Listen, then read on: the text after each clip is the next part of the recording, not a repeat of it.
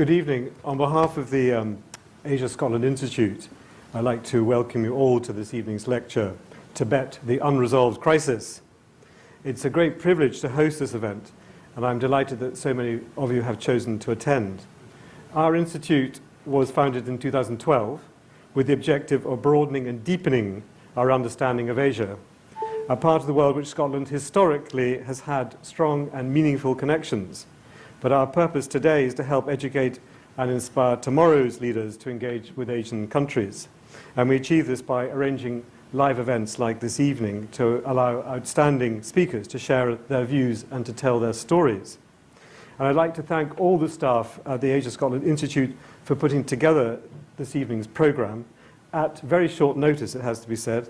And I'd like to thank the generosity of the university for allowing us to use this lecture hall and providing us with everything we need this evening. And I'd like to express my gratitude to the Minister for Information and International Relations at the Tibet Central Administration, Karlan Norzin Dolama, and also Mr. Sonam Fraze and his colleagues at Tibet House in London, for making it possible to find room in your diary, sir, that you could come and speak to us this evening. It's a great delight to be able to introduce our guest speaker, His Excellency Mr. Pempa Tshering the Sekyong, President of the Tibet Central Authority, who brings with him a perspective on Asian affairs which reflects one of the longest running and unresolved conflicts anywhere in the world today, caused by the displacement of Tibetan sovereignty by Chinese hegemony. A conflict which has gripped the world's attention consistently and profoundly over the last 70 years. Sworn in as Sekyong in 2021, President Tshering is only the second person to serve as democratically elected leader of the Tibet Central Authority, the Tibetan government in exile, a post created in 2012 following the decision of His Holiness the Dalai Lama to relinquish political and administrative authority. An economist with a degree from Madras Christian College in Chennai, incidentally, one of India's oldest arts and science colleges, founded in 1837 by the Reverend John Anderson, a Church of Scotland missionary, and a graduate of this university. President Tshering has served as political representative of the Tibetan people in exile for over 27 years and was first elected to the 12th Assembly of the Tibetan People's Deputies, the Tibetan Parliament in exile, in 1996. His political career has been marked by his incisive grasp of the most critical issues facing his people, such as the formulation of the Middle Way approach, an initiative taken initially by the Dalai Lama in order to resolve conflict with China, which His Holiness described in 1998 as meeting the vital needs of the Tibetan people while ensuring the unity and stability of the People's Republic of China. But as a People's Deputy, President Tshering has been deeply involved in projecting the democratic and representative legitimacy of the Central Authority to an international audience, a role he pursued as Executive Director of the Tibetan Parliamentary and Policy Research Centre based in New Delhi. And as a consequence of the Centre's advocacy, the Indian Parliament revived the All-Party Parliamentary Forum for Tibet in 2021, a vitally important step in building strong relations with India's political parties. And in recognition of his achievement as a parliamentarian, President Tshering was elected as Honourable Speaker sequentially for the 14th and 15th Tibetan parliaments. And in August 2016, he was appointed as representative of His Holiness the Dalai Lama in the Office of Tibet in Washington, D.C., a post he held for 15 months, engaging with US foreign policy institutes, keeping alive the issue of Tibet at the United Nations, and most importantly, looking after the welfare of over 30,000 Tibetan people living in the United States and Canada. Welcome to Edinburgh, sir, and we look forward with great interest to hearing from you.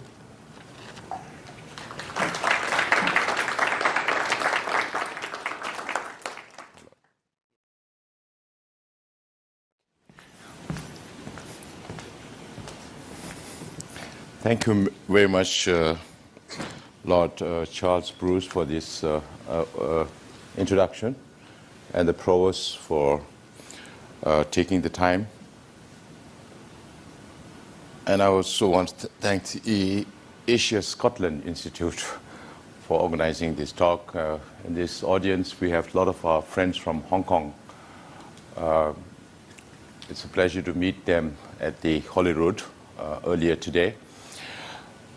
Our relationship with British India, or UK, British Empire, goes back to 19th century. So Tibet's relation with UK more than 150 years of historical relationship, and then you know that Young Husband expedition invaded Tibet in 1904. We also signed an agreement with the British about the trade agreement to come up to Yangtze, not Lhasa all the way, but halfway. And with the 1914 Shimla Agreement was also signed between independent Tibet and British India, which China did not ratify, but it's still that the 1914 Shimla Agreements demarcates the boundary between India and Tibet.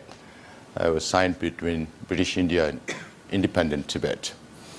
With Scotland particularly, I don't remember that nun's name, but there was a nun who visited Tibet in late 19th century, around 1890s. And the first Tibetan, as of what I know, came to Scotland in 1901, because she brought a lot of artifacts from Tibet, and I was told that those artifacts are either here in Edinburgh or Glasgow or somewhere in the museums. So she wanted to prove that this is from Tibet, and she brought one Tibetan all the way from Tibet in 1901 to Scotland, and he went back. So that is the relationship that we had with the one relationship that I know of with Scotland. So before we discuss about unresolved international crisis or conflict, I'll touch the last part about His Holiness the Dalai Lama. His Holiness keeps telling me, except for my knee, I'm okay. I'll live for another 20 years. Or he says, I'll live up to 113 years or years of age. So there are some pro-signs that this Dalai Lama will live very long. So I keep telling our Chinese friends when they talk about eventualities, I tell them, let us see whether the Communist Party outlives the Dalai Lama or the Dalai Lama outlives the Communist Party. So His Holiness is very good. He's, except for his knee and a little bit impairment in the left ear. He doesn't like to wear the hearing aids, but he can still from the right ear. So I always keep telling his translator, don't sit on the left, sit on the right. So His Holiness, as Lord Bruce said, His Holiness devolved all his political and administrative responsibilities in 2011. And before that, we also had an election in 2001 when His Holiness said, I'm not going to live forever, so we need to make changes. And I was in the parliament at that time. We made some amendments to the charter, and then later he said, no, we need more changes. We need direct election of the political leader. So it started from 2001, not as Sikyong, but as head of the cabinet by Professor Samdong Rinpoche for 10 years, for 2 terms. And that was succeeded by Dr. Lobsang Singye for 10 years, from 2011 to 2021. And I took over from 2021, so this is my first term as Sikyong. And it is all because of His Holiness' foresightedness and vision that we managed to have a democratic polity in exile. We are the only, maybe, organized, well-structured democratic polity in exile. And we are the only partyless democracy in the world. We don't have political parties. So all the 45 members in the parliament are like a political party. So every single member is a political party. They have all the right to their conscience unless they surrender it to somebody else. So we have in Dharamsala the whole democratic structure of judiciary, which functions more like arbitration because we have to conform to Indian laws.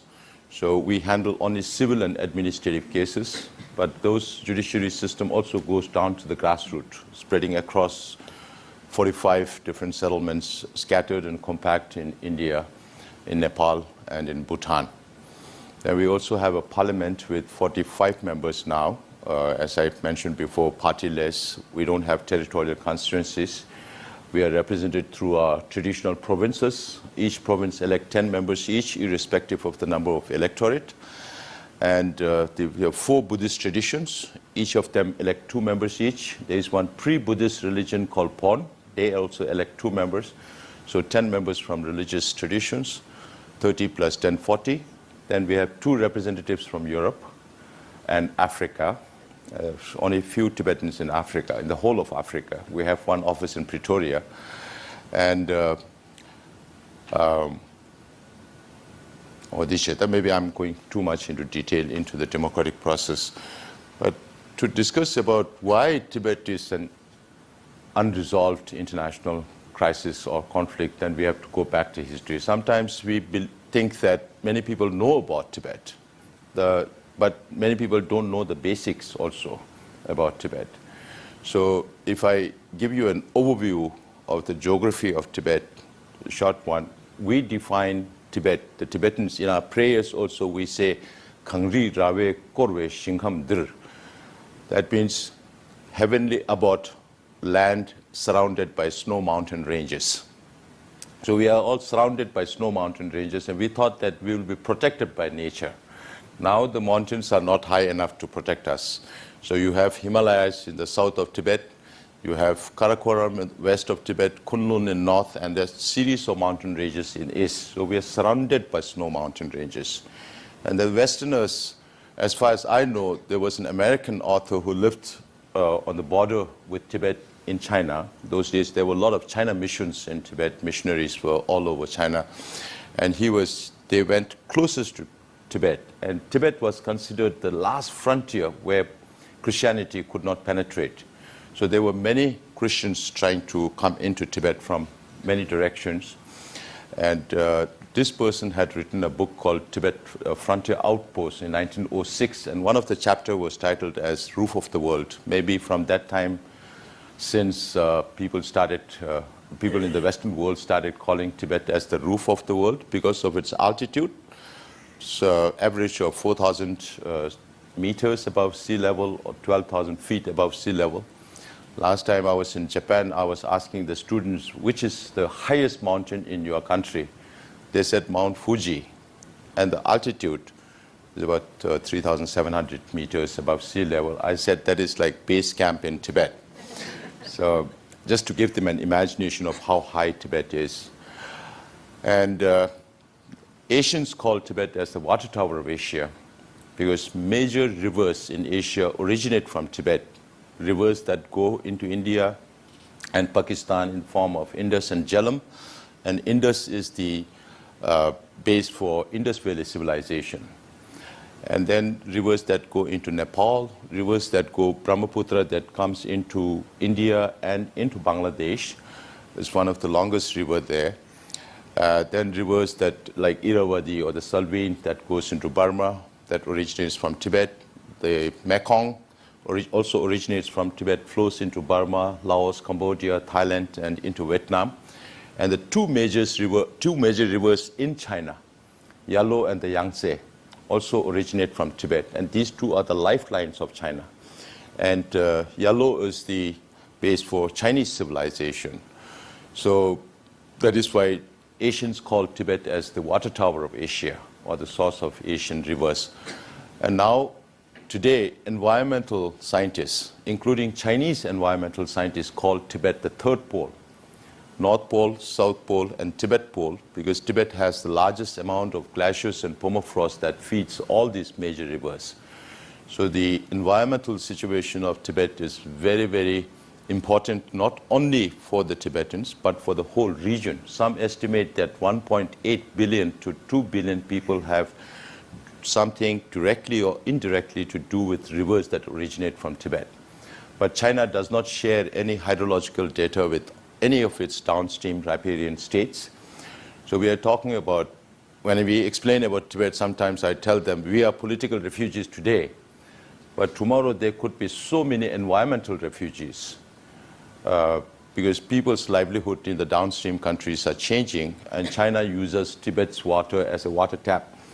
If there are more, they let it go and there's flooding. If there's less, they stop it and you have drought in the downstream countries. But that raises serious issues about water security and food security in future, because these countries, we're talking about China being the most populous nations in the world, and India is going to overtake that very soon.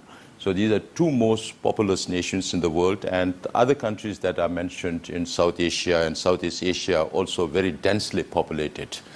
So this is a serious issue for not only for the Tibetans, but for Chinese people, for the whole region. That is why Tibet's environmental issues are very, very important. So that's how we define Tibet. And Tibet size is 2.5 million square kilometers. So that is 10 times the size of UK. So, and the population is very less. It's only about 7 million Tibetans now. Earlier it used to be 6 million. These some of the basic information. And I want to, the reason why it's an international, unresolved international conflict or crisis, then we have to go back a little bit into the history. So we have a recorded history of more than 2,200 years. But the more prominent is one from 7th century to 9th century, when Tibet was a huge empire in Central Asia alongside China and Mongolia. We even, in 8th century, invaded the capital of China, Xi'an at that time, and went up to Samarkand in present-day Uzbekistan. So that was the extent of Tibetan empire at one time, from 7th to 9th century. Then Tibet disintegrated for about 400 years without a single powerful leader. And then the Mongols became powerful, Genghis Khan and his successors. So we developed relations with Timur Lane in 1220. And at that time, when the Mongols came, you know how Genghis Khan functioned. He started killing everybody. If he has to invade Glasgow, he kills everybody in Edinburgh. By the time he reaches there, everybody surrenders. And Tibet was not powerful at that time, and Tibetans were smart enough to surrender in 1220. And later we developed, the Mongols were very ruthless, and they were looking for spirituality, and they came to Tibet and looked for a master, and they found Sajya Pandita Kungwa Gyaltsen, and they invited him to visit Mongolia, and then we developed this priest-patron relationship with the Mongols, much before the Mongols invaded China. So when Kublai Khan succeeded Mongke Khan, the fourth Khan, Kublai Khan's father, Altan Khan, had already developed relations with the Tibetans. And Mongols invaded China in 1271. So from 1271 till the Mongols were overthrown by the Ming Chinese in 1368. For Chinese history, the Yuan period is only that period when the Mongols ruled China, from 1271 to 1368. But the Mongols were there even before that and even after that.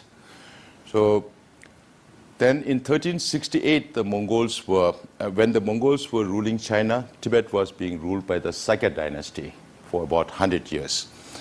After the Mongols were overthrown by the Ming Chinese, they are the real Chinese, Han Chinese. They ruled China from 1368 to 1644. And during that period, we didn't have much relation with the Chinese. During the Ming period, almost 300 years. Then the Mings, during that period, we had three dynasties, the Pamodrupa dynasty, the Rinpoche dynasty, and the Debatsangpa dynasty for about 300 years, but nothing much to do with the Mings. Then the Mings were overthrown by the Qings, and the Qings are Manchus, not Chinese. If you have watched Kung Fu movies,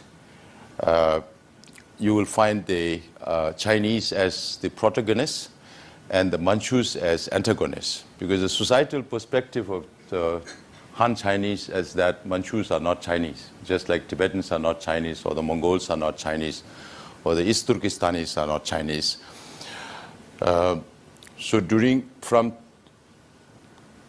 In 1642, the fifth Dalai Lama took over the temporal and spiritual leadership of Tibet, 2 years before the Qings overthrew the Mings.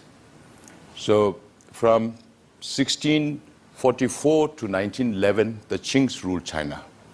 And during that time, we had some relationship. That's also the reason why China claims its sovereignty over Tibet. But I have two books here. One is by Michael van Walt van Praag.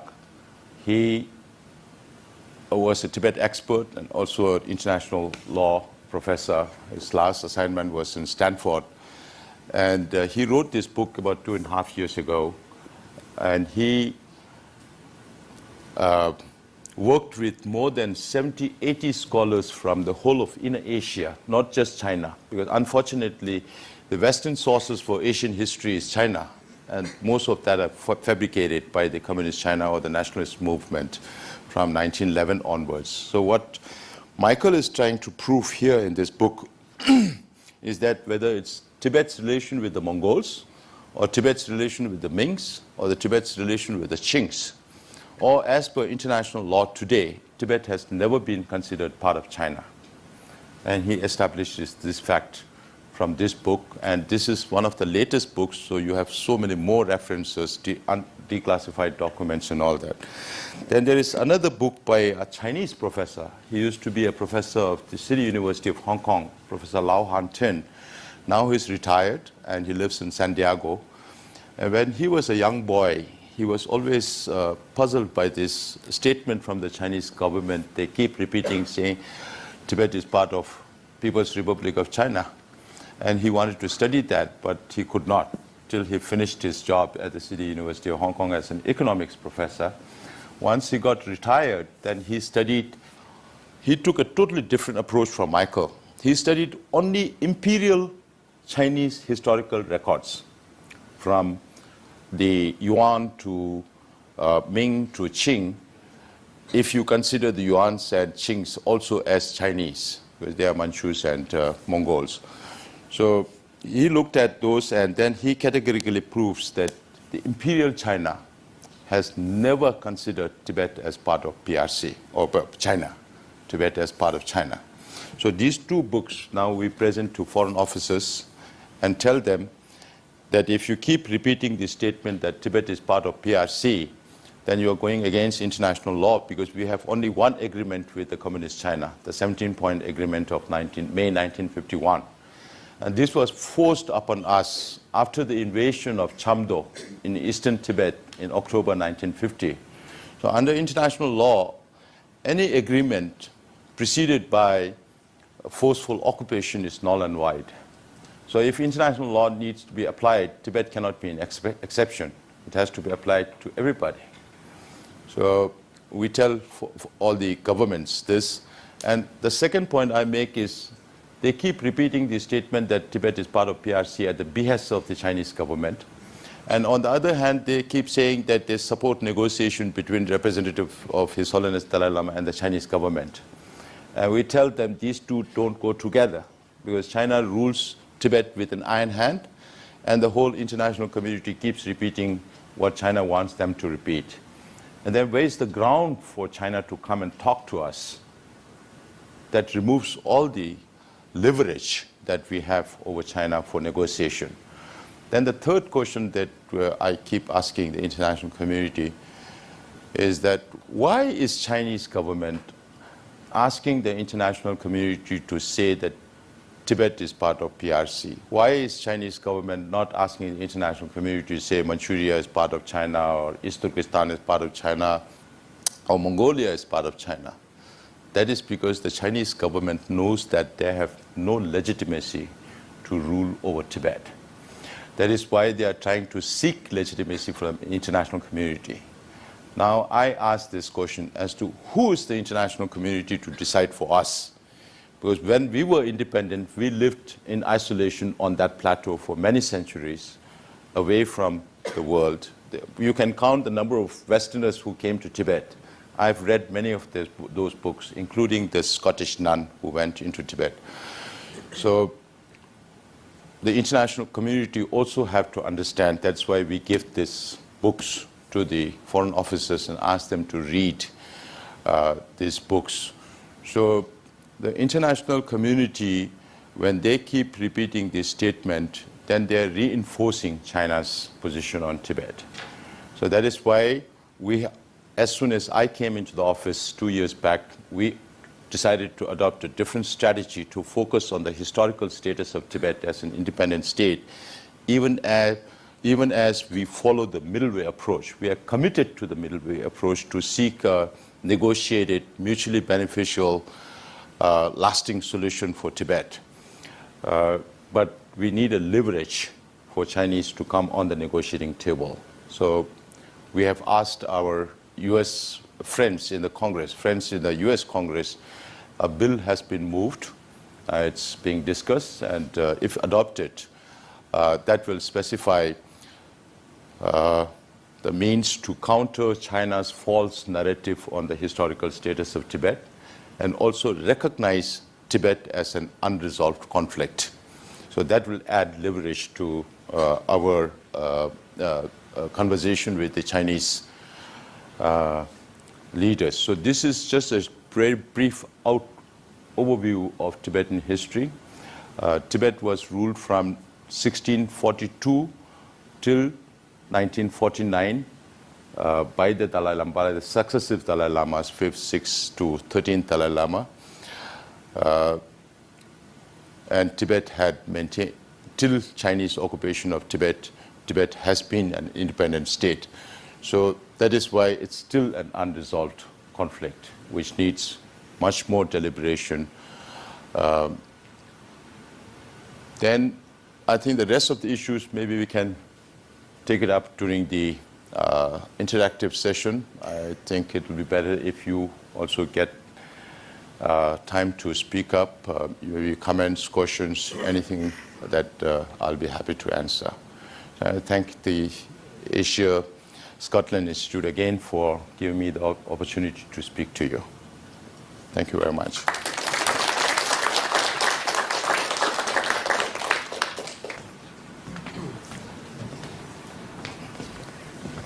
Thank you very much for that wonderful, very erudite and impassioned explanation of everything.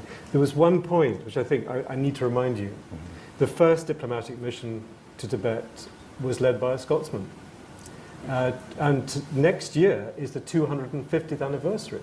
Oh. George Bogle. Oh, Bogle, yes. Who was a graduate. No, he wasn't. Yes, he was a graduate at this university. Bogle was there in Tibet in mid-19th century, yes. And he may also have a Tibetan child. 1774. He spent 6 months with the Panchen Lama. Yes. Yes. It was a wonderful camaraderie. 18th century. Yes, 18th century. Yes. Thank you. I'll read more. On a more serious point, you talked of leverage. Can you explain why it was so important to re-establish the all-parliamentary group in the Indian Parliament? Is there an idea of being able to extract leverage from India? Everywhere we try to form parliamentary groups for Tibet, and we always make it all-party. Whether it's here in Holyrood, you have all-party members support, or the cross-party support group for Tibet. In London also we have all-party parliamentary group for Tibet. In India also we have all-party parliamentary forum for Tibet. In the United States there is not such a forum, but Tibet is only one issue where Democrats and Republicans can come together.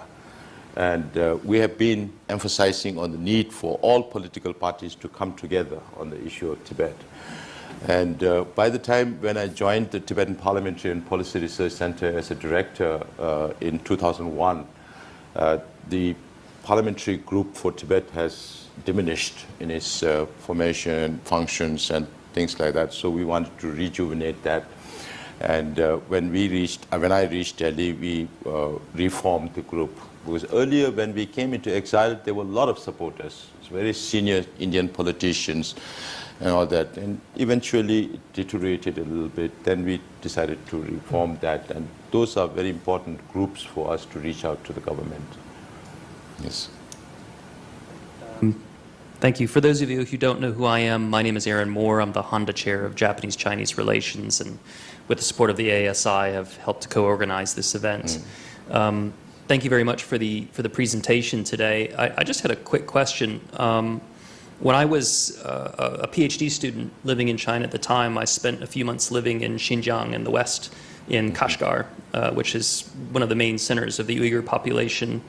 And this would have been about a year after the 9/11 attacks on the United States. And I was always struck at how welcoming and open the Uyghurs were to strangers who were coming into their land. But one thing that I noticed very quickly, and I revisited Xinjiang again about 10 years later, from 2002 and then again in 2012, was how much Kashgar had changed in the meantime. And a lot of it had to do with infrastructure investments made by the Chinese government, building a railway, building new housing, establishing new schools.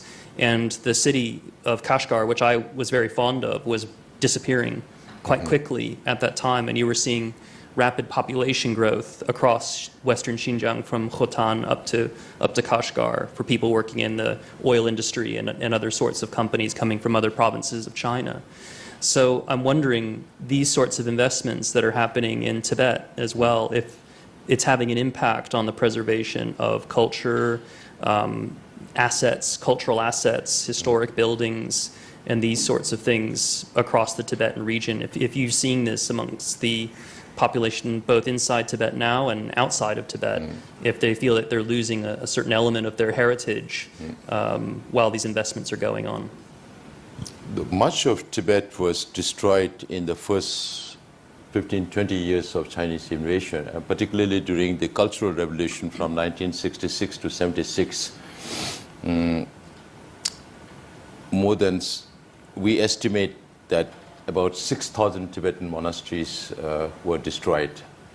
More than 1.2 million Tibetans were impacted directly or indirectly as a consequence of Chinese occupation. 1.2 million Tibetans were died or killed as a consequence of Chinese occupation. So a lot of things were destroyed. Anything during the 10 years of cultural, everything old was destroyed, not only in Tibet, but in the whole of China, but more so in Tibet. And then our representative was also counting numbers as to how many Tibetans were disrobed and how many Tibetans were killed during those periods. But then later, when Mao Zedong died in 76 and Deng Xiaoping came into power, he was a little more liberal. And in the early 80s, we had some freedom because the Chinese premier Hu Yaobang was also quite open to send a delegation into Tibet to study the situation, and he found that it was worse than 1949. So he sent back many of the cadres, about 85% of the Chinese cadres from Tibet back to China. Then again, by late 80s, the corresponding events are His Holiness' five-point peace proposal in 87, and then expanding on the fifth point, His Holiness spoke at the Strasbourg European Parliament called the Strasbourg Proposal of 1988, expanding on the fifth point of negotiation. And then Hu Jintao was in Tibet as party secretary, and then there were demonstrations in 87, 88, and then he imposed martial law in Tibet, and then it started tightening up again. Then when Jiang Zemin came into power, then became more and more control. And during when Hu Jintao became the president, then everything became more tight. Now during Xi Jinping's time, Xi Jinping's idea is one nation, one culture, one language, one religion. I say religion because some people question that because they paint every religion with a red brush, communist brush. So Buddhism with Chinese characteristics, Christianity with Chinese, everything to do with Chinese characteristics. So that with that, it has definitely impacted a lot. But some of the old structures, the monasteries were rebuilt, but that's just a facade because the number of monks and nuns have come down drastically. And these institutes of learning are no more as it used to be in independent Tibet. And today, Chinese government, apart from the declining number of monks and nuns, they have taken over the management of the monasteries, which earlier used to be the domain of the monastic order. Now you have the security agencies of multiple security agencies of the Chinese government in the management of the monastic institutions. The Chinese government also wants to be responsible for setting the curriculum for the Buddhist institutions, the atheist government. And the monks and nuns movements are strictly curtailed. You need at least 4 or 5 different permits to travel from place to place, which earlier used to be completely free. It's necessary for masters to travel different parts and preach and all that.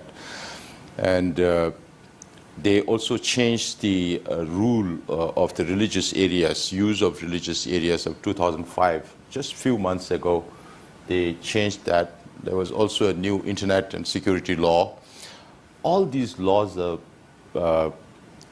not very well defined, so they can use it for anything. Any level of administration can use it for anything to arrest people in the name of national security and social stability. In these 2 names, they can do anything. So the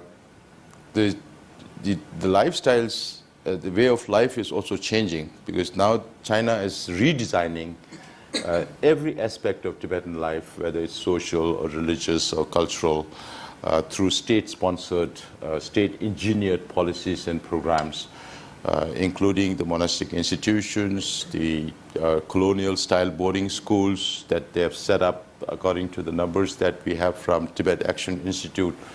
Children between the age of 6 to 18, about 1 million Tibetan children are now in boarding schools, colonial-style boarding schools, where they are taught in Mandarin. They are taught how to pay allegiance to the Chinese government. And now it's quite ironical that Chinese leaders' portraits are in the monasteries. See, even atheist leaders looks like they want to be worshipped. So now they are more bothered about the yet to come 15th Dalai Lama than the living 14th Dalai Lama. So they passed this order number 5, which deals with recognition of reincarnated lamas, as we say, but they call it living Buddhas. So this is particularly aimed at the recognition of the 15th Dalai Lama, because if they feel that if they can control the 15th Dalai Lama, they can control Tibet. But I keep asking them the question, have you not learned enough lesson from the Panchen Lama saga? Because the 10th Panchen Lama died under very mysterious circumstances. We believe that he may have been murdered at that time, but there was no post-mortem, so we can't prove anything, but there were signs that he must have been poisoned. He died in 1989, and his reincarnation was found in 1995. There were communication between Communist China and the office of His Holiness the Dalai Lama about the selection of that, and His Holiness declared his choice of the Panchen Lama, and the Chinese got furious.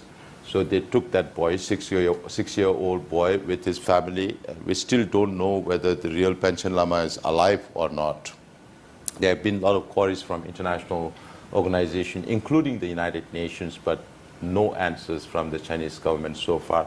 They all keep saying, oh, he doesn't want to be disturbed, he's doing well, living with his family. That's all we get to hear about the Panchen Lama. And they appointed they selected Panchen Lama, who is not recognized by the Tibetans, not respected by the Tibetans.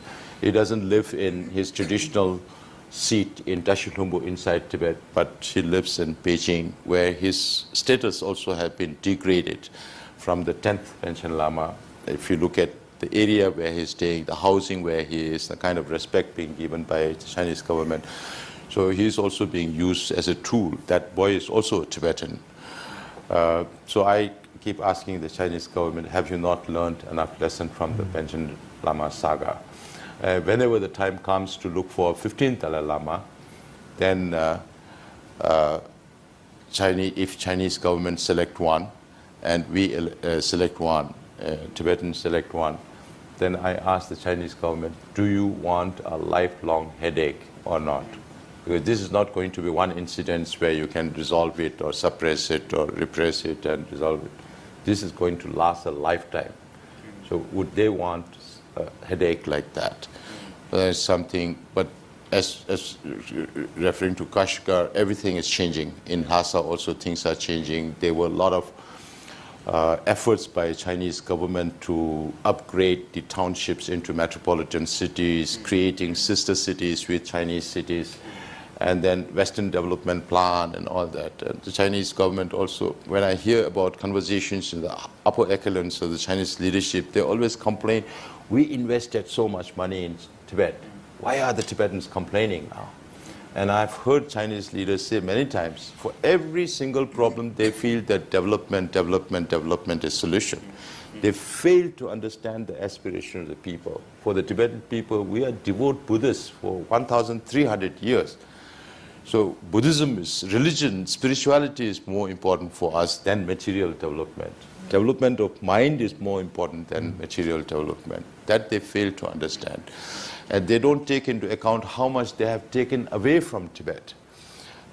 You talked about all this infrastructure development in Kashgar, in Uyghur, in East Turkestan, but in Tibet also there are a lot of developments, roads, railways. Now they linked the mainland China from Kormo to Lhasa to Shigatse. Now they want to link it to Kathmandu. They've already linked it to Eastern Tibet in Nyingtri. They will link that again with Tindu in Chengdu. So that will become another lifelong. There are plans to connect railway from Nyingchi to Lantu in northern Tibet, northeastern Tibet. So all these rail infrastructure, and then a lot of roads are also being built, including the Pakistan-China corridor that comes from Uyghur into Tibet and into Pakistan. Now there are a lot more plans to build airstrips. So all these are not meant for Tibet's development or for the Tibetan people. All these are meant to promote China's Yita Yilu, One Belt, One Road initiative through Tibet, because Tibet also was an extension of the Silk Road at that time. And it's all for the benefit of the Chinese government. When China has become the factory of the world, they need all the resources to feed these factories, raw materials. When they can go as far as Africa and Latin America, then why not Tibet? Because Tibet was a virgin land, completely unexploited. It was never excavated. Tibetans didn't believe in that, and we were not developed enough also to do that. So China is taking away everything, but they don't count that. They only count what they think they are doing to Tibetans. And they fail to understand the real aspiration of the people, whether it's Tibetans or Uyghurs or the Mongols. Yeah. Thank you very much. I'll now open up to questions from the audience. If I could just remind you to keep your questions short, 1.5 to 2 minutes, so that everyone has an opportunity to ask a question within the limited time that we have left. And what I'll try to do after you've asked your question is repeat it to make sure that I've understood it correctly and that it can be recorded. So the question, if I understood you correctly, is the relationship that Tibet should have with Mongolia. The Tibetan Buddhism spread to many areas. Now, Tibetan Buddhism is practiced in Kalmykia, Buryat, and Tuva in the Russian republics. Mongolia wholly, both inside and Inner Mongolia and Outer Mongolia. Now, Outer Mongolia is independent. Just recently, you heard about His Holiness recognizing the Khelka Jesun Thamba, who is the highest Geluk Buddhist leader in Mongolia, considered equivalent to Dalai Lama in Tibet. For the Mongolians is the Khelka Jesun Thamba, recognized by His Holiness last year. But this year, again, he was in Dharamsala. Only then people came to know about it. Chinese government was furious that they were not able to exercise their reincarnation theory on the Mongolians. For Mongols also, it's very difficult to work very closely with us because they are sandwiched between Russia and China, and they have no access of border with any other country other than these two. So they also have to be very careful. Earlier they were very poor. Now they have coal, oil, gas, and all that. So their situation is improving, but they don't have the machinery to. They have to send all the crude to the China, and then buy back the final product. So they're now engaging with Germans and other countries to invest in refining the natural resources that they have there, including, I think His Holiness' last visit was sometime in 2016, if I'm not wrong. But even that is a huge drama. His Holiness had to come all the way from Japan, and the Chinese government was pressuring the Mongolian government, and Mongolian government said, we don't know anything about His Holiness coming here. And if he's a Nobel laureate and a leader, international Buddhist leader, so they expressed their ignorance, but then of course we are very much in touch with it. When His Holiness came, they took His Holiness directly to the presidential office. And when the Chinese complained, then they said he's a Nobel laureate, so we were responsible for his security. And then Chinese said, if you allow the Dalai Lama to give a teaching, he cannot give the teaching in the stadium that was built by the Chinese for Mongolia. So Mongolia said, you can take back every brick of that stadium if you don't allow us. And His Holiness gave the same teaching in the stadium built by the Chinese. So there are a lot of tension when it comes to Tibetans, when it comes to Mongol-China relation and our relation with Mongolia. And they are also, they also have to be apprehensive about China's reaction all the time. And it is difficult, but the Buddhist relation, we have monks, lamas going to Mongolia to preach there because Mongolians always look up to Tibet as a source of their spirituality.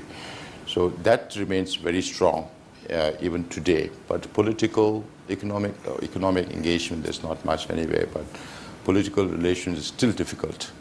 So we try to keep it that way,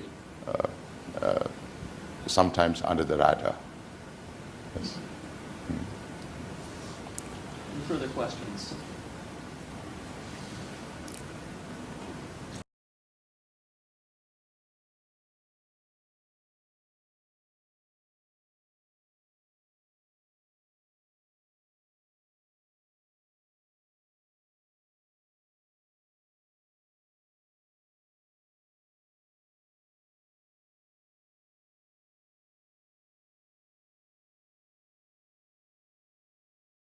That also became a controversy when His Holiness said the women should be beautiful.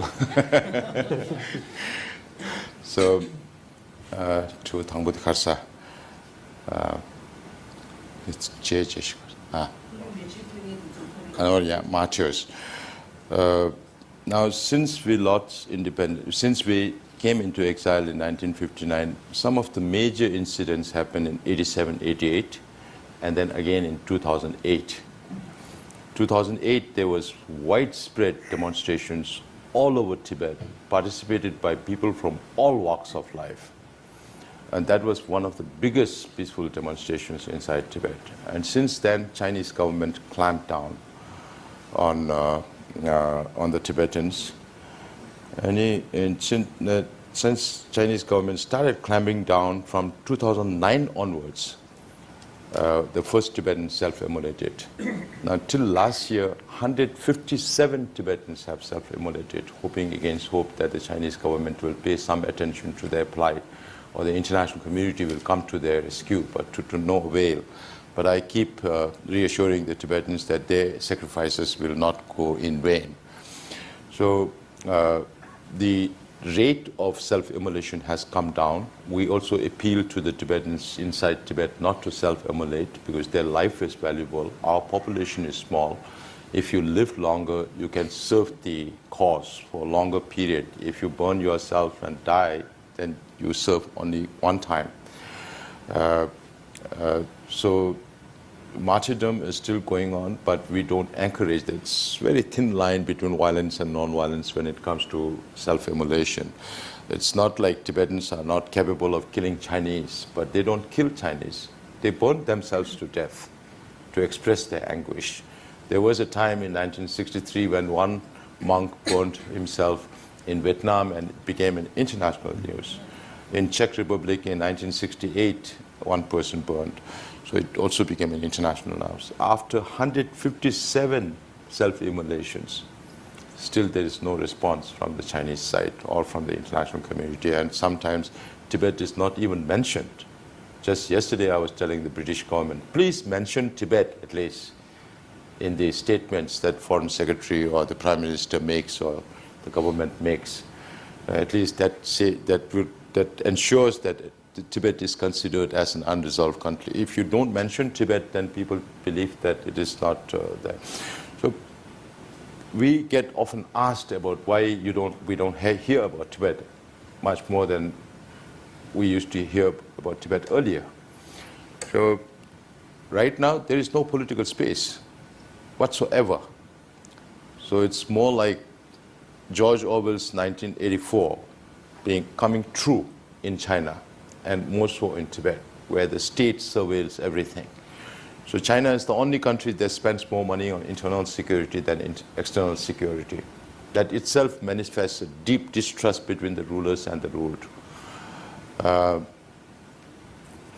China uses all kind of artificial intelligence, whether it's electronic identification or geolocation, to track you. So if you are coming from outside Lhasa, and we are friends, and if I live in Lhasa, either you live with me or you live in a hotel. If you live in a hotel, then they know where you are, what you're doing. If you live with me, then if you take up any political action, then I'll suffer. Just like I was talking about self-immolations. If I have to think about burning myself, I have to think 100 times before doing that, because my immediate family is going to suffer because of my action. So that is how gridlocked it is. That is how you don't see much of the actions. People are afraid not only for themselves, they don't mind sacrificing themselves, but everybody around them suffers. So they have started, since 2010, 2013, they have started DNA profiling of all the Tibetans. More than 1 million have been profiled already. We already know that the Chinese scientists have managed to change people's DNA. So we don't know what that will be used for. Of course, they always say it's for the national security and social stability. And maybe in future, if they change DNA of every Tibetan, then maybe they can say that they were never ever a Tibetan race. That's also possible. Now what they're doing is iris scanning of people without consent. So all kinds of artificial intelligence are being used to control. And the administrative structures are designed in such a way, quite similar to the SS of East Germany, where everybody is spying on everybody, so you can't trust anybody.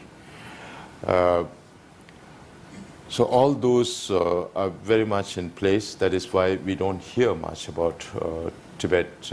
And Tibet is locked out. Nobody can come out. All the passports are taken away by the government.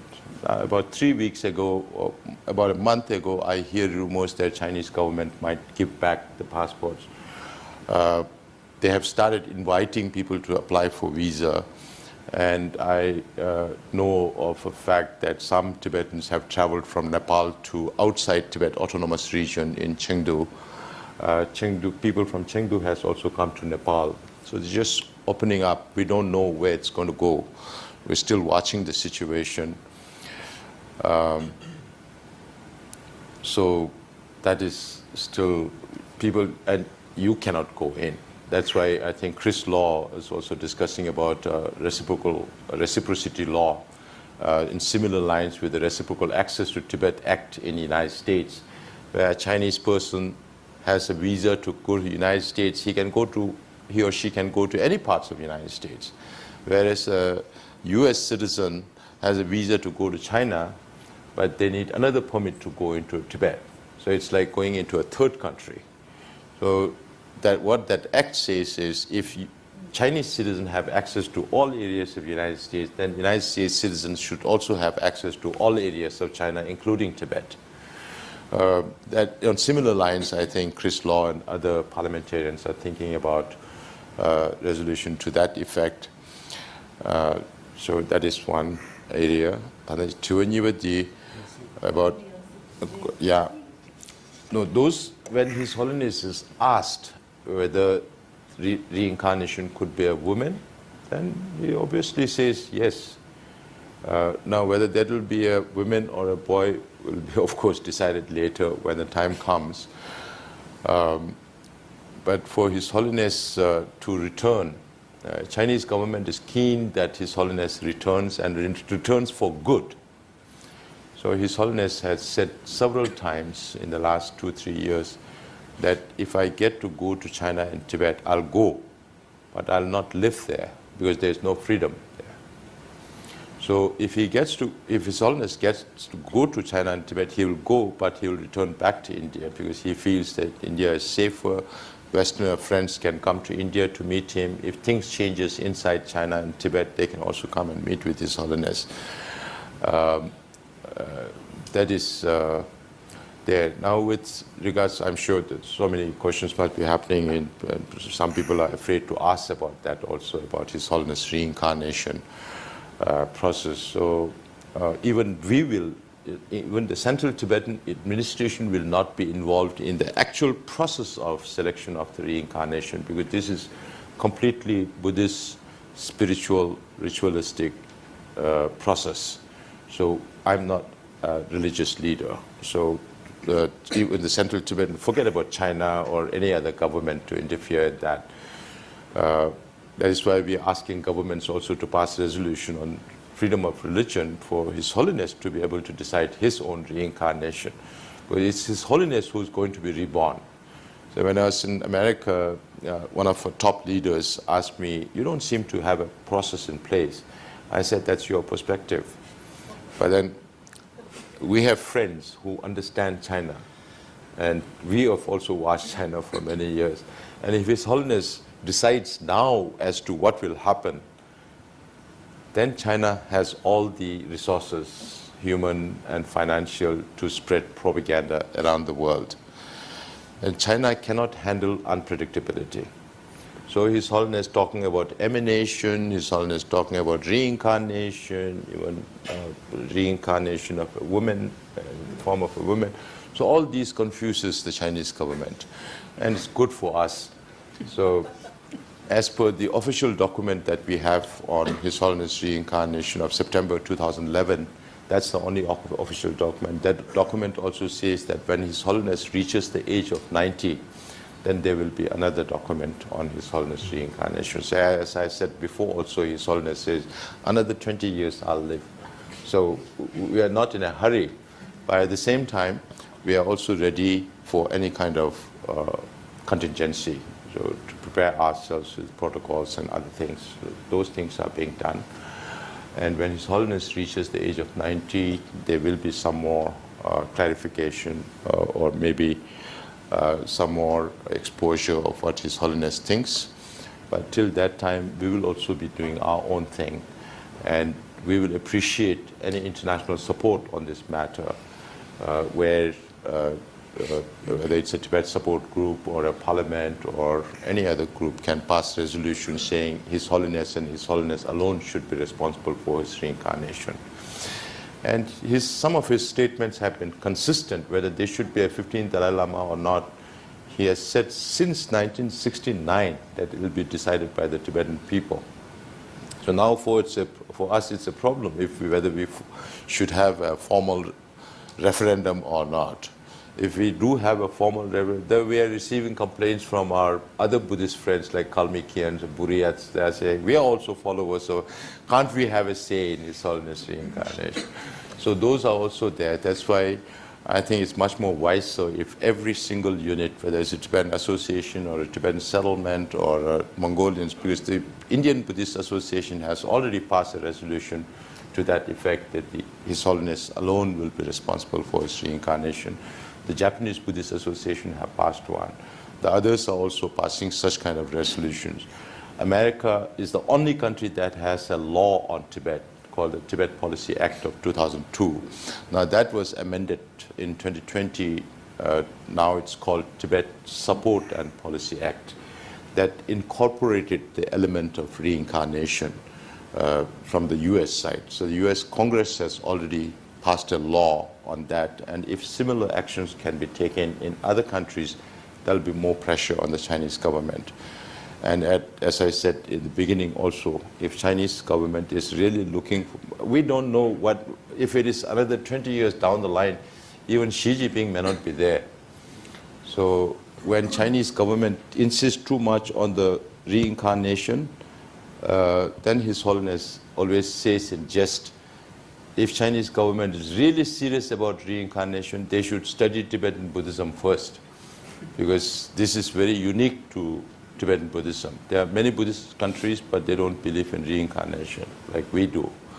So His Holiness also says if Chinese government is really serious about reincarnation, they should look for Mao Zedong's reincarnation first, Deng Xiaoping's reincarnation second. Now that Jiang Zemin is also not there, maybe Jiang Zemin's reincarnation third, and then maybe the Dalai Lamas. So in a very jovial way, His Holiness always responds. I think we have time for maybe one more quick question, if there's a quick one. Yes, in the back.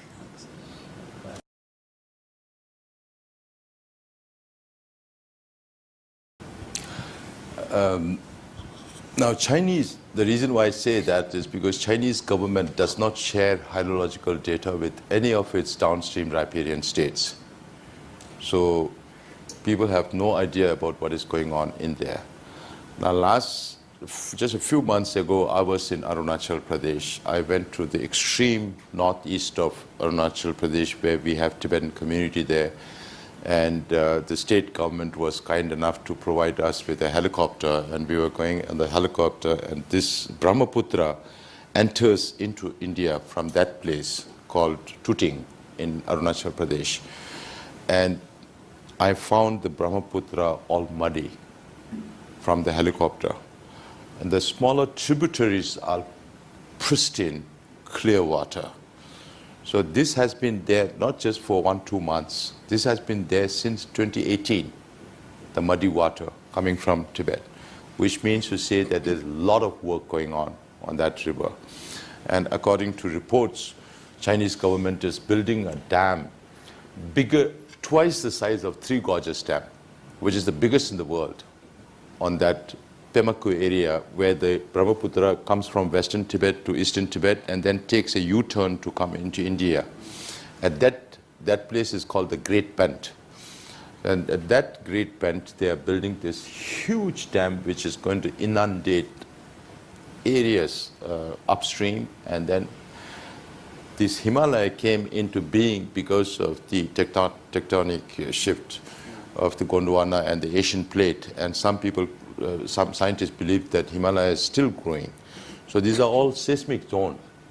Now, if something happens to the size of that kind of a dam in Tibet, then what is going to happen to people in Arunachal Pradesh, Assam, and Bangladesh? They are all going to be washed away. So it's going to have severe consequences. So when China does not share hydrological data with any of its neighboring countries are also not in a position to speak up to China, because all these Southeast Asian countries are dependent on China, Burma, supported by Communist Party. Otherwise, they won't survive. Thailand also has its problem with democracy. Laos, severely dependent on China. Cambodia, almost 40% under debt with China. So maybe China will take over the Sihanouk Whale port. They have already taken over Hambantota port in Sri Lanka. They have already taken over Gwadar port in Pakistan, which are very strategic locations for the maritime Silk Road of China. They have surrounded India with what they call as pearl of strings. And if India reaches out to Vietnam and Taiwan and Japan, then China makes a lot of noise. India is surrounding us. Now they feel the United States is surrounding them. So all those factors are there. Since they don't share the hydrological data with the neighboring countries can't make an estimate of the river flow that's coming from those regions. And there are also speculations that China might divert the Brahmaputra north instead of coming in south into India. So if these things happen, then there will be serious food security issues and water security issues. And some believe that Third World War can happen because of water. Whether that happens or not, it's a different question. But then all these downstream countries are already facing problems, but not able to speak up against the Chinese government. But they are very conscious about the forthcoming disasters. So these are the biggest food balls of Asia and the most densely populated. Some of the people who live on the riverside, their lifestyles are already changing. Livelihood methods are already changing. So this will have serious consequences. We really, if China has to be more cooperative and in sharing hydrological data and also have water sharing agreements with the neighboring countries, which they don't have. So right now, any river that flows from Tibet, China has all the control. And they don't even discuss about water sharing. So I hope I answered your question. Yeah. Okay, well, thank you all very much for attending the lecture. I think what's become eminently clear, whether you are an American or British or Chinese, that Tibet is a country of great significance. And it's going to continue to be a country of, I suppose, even greater significance, whether it's from environmental issues or the issues that impact the relations between countries like the United States and China and India. And so we are very fortunate indeed to have a person of great significance here to speak on these issues. Thank you very much. Now, before we close, there are refreshments outside. Please go out and help yourself. But before you do, can we please thank our guest? Thank you.